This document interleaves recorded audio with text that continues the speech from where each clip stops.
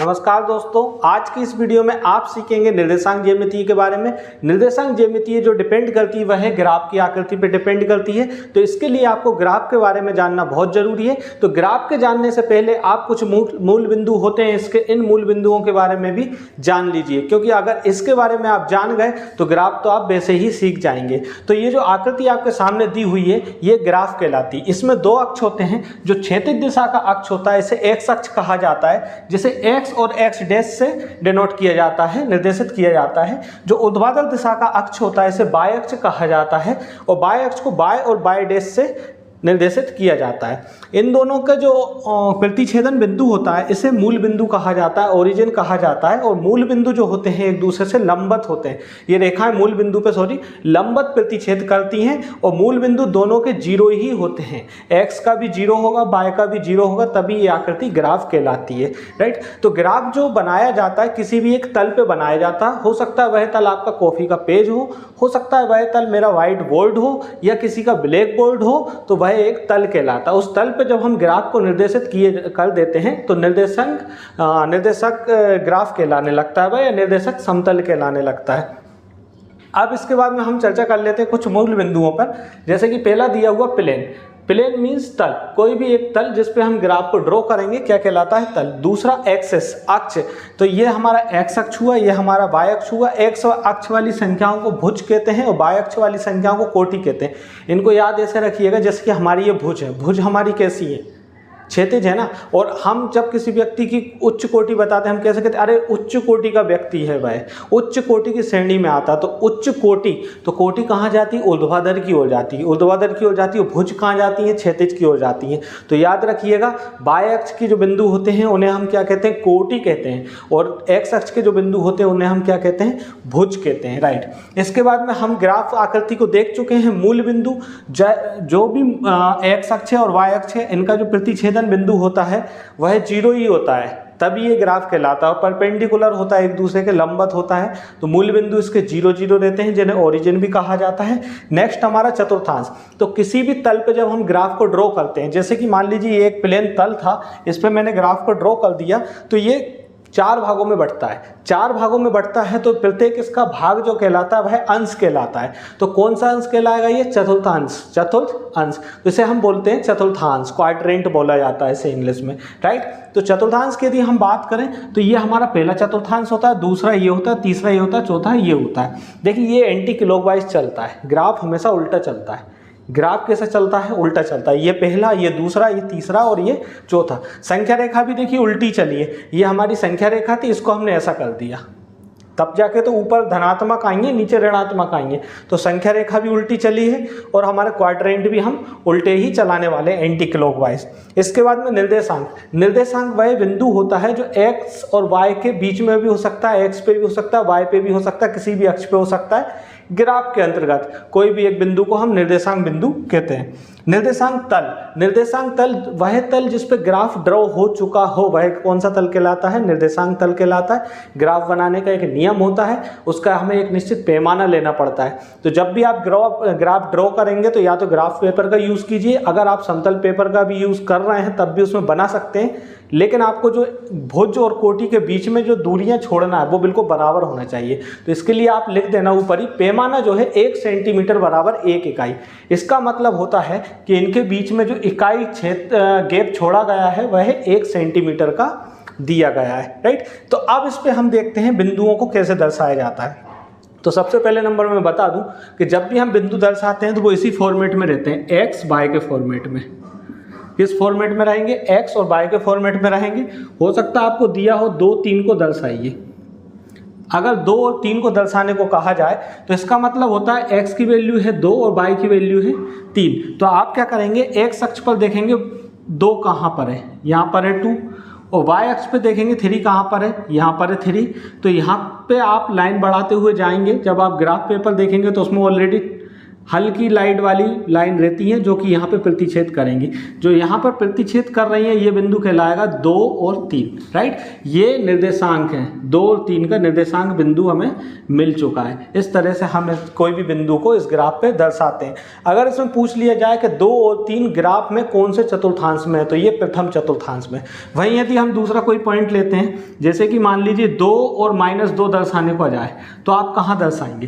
तो x का 2 कहाँ पर है? x का 2 यहाँ पर है। और y का -2 कहाँ है? y का -2 यहाँ पर है। क्योंकि संख्याएं आप देखिए x अक्ष ये है, तो इसके राइट हैंड साइड जब भी हम चलेंगे ओरिजिन के, जीरो के साइड चलेंगे धनात्मक संख्याएं आएंगी, जीरो के साइड जाएंगे ऋणात्मक आएंगी। ऐसे ही बाएं अक्ष पर जीरो से ऊपर की ओर जाएंगे धनात्मक संख्याएं आएंगी, नीचे की ओर जाएंगे ऋणात्मक संख्याएं जाएंगी। ये अनंत तक हो सकती है, फिलहाल में मैंने 5 तक लिखी हुई हैं। अगर वहीं हम बात करें 2 और 2 की, 2 और -2 की, तो x में 2 यहाँ पर है, y में -2 यहाँ पर है। तो इसको भी हम आगे बढ़ाते हुए ले जाएंगे। जब हम आगे बढ़ाते हुए ले जाएंगे तो यहाँ पर इस बिंदु पे ये प्रतिच्छेद करेंगे, तो ये पॉइंट कहलाएगा 2 -2।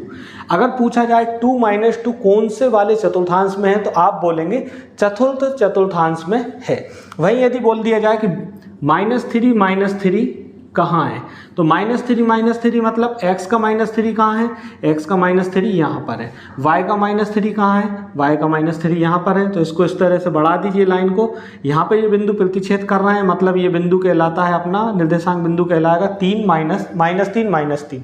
अगर पूछ लिया जाए कि -3 किस चतुर्थांश में है, तो ये तृतीय चतुर्थांश में। यदि आपसे को बोला जाए कि -3 और +2 इसके बिंदु बताइए, तो x में -3 कहाँ है? ये है। और y में 2 कहाँ है? y में 2 यहाँ है। तो इन दोनों को हम प्रतिच्छेद कराएंगे, यहाँ से लाइन लेकर आएंगे, ये यहाँ पर प्रतिच्छेद करेंगे। तो इस बिंदु को हम क्या नाम देंगे? -3 2। अगर वहीं पूछ लिया जाए कि ये किस चतुर्थांश में है, तो आप बताएंगे ये द्वितीय चतुर्थांश में। तो आपने एक बात नोटिस की होगी कि हर एक संख्या अलग अलग चतुर्थांश में क्यों आ रही? क्योंकि चिन्ह अलग अलग है, इसमें x का चिन्ह भी प्लस है और y का चिन्ह भी प्लस है, प्लस वाली संख्या है। इसमें x का चिन्ह माइनस है और y का चिन्ह प्लस है। इसमें देखें हम तो x का चिन्ह माइनस है, y का चिन्ह भी माइनस है। और इसमें यदि देखें तो x का चिन्ह प्लस है और y का चिन्ह माइनस है। तो आप देखिए सब में भिन्नता है, किसी में भी एक जैसी समानता नहीं है। तो इस तरह से हम ग्राफ पर जो है मूल बिंदुओं के अलावा निर्देशांक बिंदुओं को भी दर्शा सकते हैं। मूल बिंदु की बात करें तो ये हमारा 0 0 रहता है, 0,0 ये हमारा मूल बिंदु रहता है, राइट। अगर आपको कुछ घुमा फिरा का बिंदु दे दिया जाए, जैसे कि बोला जाए 0,3 का ग्राफ पर दर्शाइए, 0,3 को ग्राफ पे दर्शाइए, या 0,4 को ले लेता हूँ, 3 बार ले चुके हैं, 0,4 को दर्शाइए। तो x में 0 कहाँ है? यहाँ पर है। y में 4 कहाँ है? दूसरी संख्या y यहाँ है, y में 4 यहाँ है। तो इस पॉइंट को आप लिखेंगे 0,4, राइट। अगर इसको ड्रॉ करने को जाए तो आप इसके बिल्कुल एक समांतर रेखा खींच दीजिए, इस रेखा के समांतर एक रेखा खींच दीजिए, यही इसका क्या होगा? ग्राफ के पे उस पर दर्शा सकते हैं हम। वहीं यदि बोल दिया जाए कि -5 0 को दर्शाइए, तो x में -5 ये है और y में 0 कहाँ है? यहाँ पर है। तो इसमें आप इस तरह से रेखा खींचेंगे। तो कई बार ऐसे पूछ लिया जाता है कि -5 0 किसके समांतर है, तो ये बाएं अक्ष के समांतर है। अगर पूछ लिया जाए 0,4 किसके समांतर है, तो ये x अक्ष के समांतर है। तो थोड़ा सा कॉम्प्लिकेटिव दिख रहा होगा आपको, काफ़ी ज़्यादा भरा गया है, लेकिन जब आप ग्राफ करके देखेंगे, अपनी कॉपी में करके देखेंगे, तो आपको बहुत ही अच्छे से समझ में आने वाला है। तो आइए दोस्तों कुछ सवालों को समझ लेते हैं जो कि 3.2 एक्सरसाइज में दिए हुए हैं, जिसमें पहला सवाल दिया है कि क्षैतिज रेखा को क्या कहते हैं, क्षैतिज रेखा का क्या नाम है। तो क्षैतिज रेखा कौन सी हुई? ये हुई, तो इसे हम क्या कहते हैं? एक्स अक्ष कहते हैं। दूसरा दिया हुआ है ऊर्ध्वाधर रेखा को क्या कहा जाता है। ऊर्ध्वाधर रेखा कौन सी हुई? ये हुई। ऊर्ध्वाधर रेखा को क्या कहा जाता है? बाह्य अक्ष कहा जाता है। तीसरा दिया हुआ है प्रत्येक भाग को मतलब कि दोनों रेखाओं के द्वारा बनाए गए जो 4 भाग हैं, तो प्रत्येक भाग को क्या कहा जाता है? तो प्रत्येक भाग को चतुर्थांश कहा जाता है। प्रत्येक भाग को चतुर्थांश, ये प्रथम चतुर्थांश, ये द्वितीय, ये तृतीय और ये चतुर्थ चतुर्थांश है, राइट। ये हम पहले भी पढ़ चुके हैं। इसके बाद में सवाल दिया है कि बिंदु B और बिंदु C के निर्देशांक बताइए। तो आप देखिए बिंदु B कहाँ पर है? यहाँ पर। तो यहाँ पर x में वैल्यू कितनी है? -5, तो इस पर आप लिखेंगे -5, राइट। इसके बाद y में इसकी वैल्यू देखेंगे, y में इसकी वैल्यू कितनी है? 2, तो यहाँ पे लिखेंगे 2। तो ये B और C के इसी प्रकार निर्देशांक देखेंगे, तो x में इसकी वैल्यू कितनी है? 5, x में कितनी है 5, क्योंकि पहले वैल्यू जो लिखी जाती है वह x की लिखी जाती है। y में इसकी वैल्यू कितनी है -5। तो इस तरह से हमने इसके निर्देशांक लिख दिए गए। इसके बाद में इसमें बोला गया है कि -3 और -5 के निर्देशांक बिंदु का नाम बताइए। तो देखिए -3 ये है हमारा और -5 ये है हमारा, इसका निर्देशांक बिंदु कहाँ आता है, ये देखिए डेट डैश करके हम लेकर आए, तो इसके निर्देशांक बिंदु का क्या नाम है, ई नाम है। नेक्स्ट है हमारा 2 और 4 के -4 के निर्देशांक बिंदु का नाम बताइए। तो 2 हमारा कहाँ पर है, x में 2 यहाँ पर है, y में 4, -4 यहाँ पर है, डेट डैश करके हम जो लाइन जोड़ी गई है उसका नाम क्या है, g। तो आप इसका लिखेंगे निर्देशांक बिंदु का नाम क्या, g है। इसके बाद में बोला गया कि d का भुज बताइए। तो भुज क्या होता है, भुज बिल्कुल क्षैतिज रेखा को हम भुज कहते हैं। तो d का भुज कितना है, d का भुज 6 है, d का भुज कितना है 6 है। अगला प्रश्न है कि h का क्या बताइए आप, कोटि बताइए। तो कोटि क्या होती है, कोटि उच्च कोटि, तो वर्टिकल आप लाइन लेंगे तो कोटि कितनी है इसकी, वर्टिकल में इसकी -3 है, इसकी कोटि कितनी है -3, तो इसको आप लिखेंगे इसकी कोटि -3।